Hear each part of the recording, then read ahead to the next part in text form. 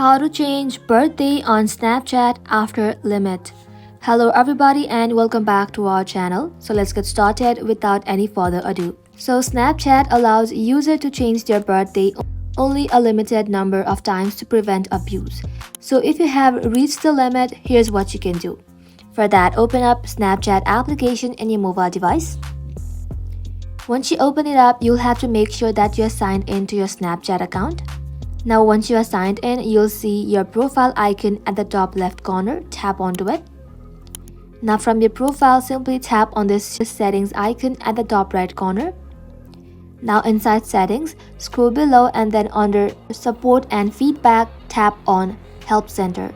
Now once you are in this help center, scroll below and then simply tap on contact us. From here, select I need help with Snapchat feature.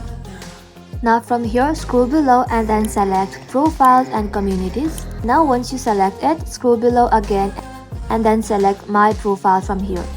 Now you'll see still need help. Go ahead and tap on yes. Now in the username box, type in your Snapchat username, email address, and inside description box, clearly explain the mistakes and provide the correct details. Snapchat might approve the change if it's a genuine error.